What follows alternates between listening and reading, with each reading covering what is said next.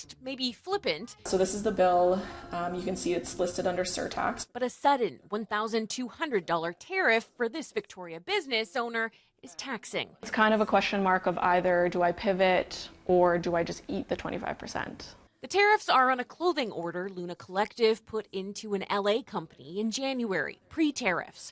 The clothing is made to order, so by the time the clothes were on their way to Canada last week, the free trade agreement between the United States and Canada was in tatters, retaliatory tariffs in place. Just kind of trying to figure out what that means for us and what it means moving forward. Luna Collective buys mainly Canadian products. For the 20 to 30% American products she's historically bought, the tariffs are making supporting small business owners down south not worth it.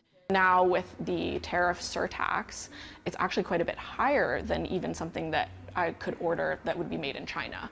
That wouldn't align with the business's values, but neither does dropping some of the cross-border relationships with other young entrepreneurs that she's cultivated for the past 7 years. I don't really think that we should all be pitted against each other and, all of a sudden question whether or not we can continue working with that relationship. As she tries to find answers, she's left with more questions. It's kind of a question of where this will go, how long it will last, what it means. Is this going to be a permanent thing?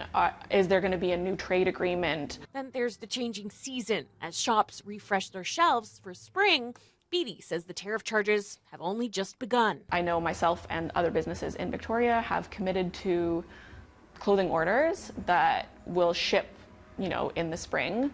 And now there's kind of this big question mark of a tariff charge that was not part of the plan when we placed this order. The question for many small businesses this spring is survivability. After weathering the pandemic, supply chain issues, then inflation, can they ride out a trade war too?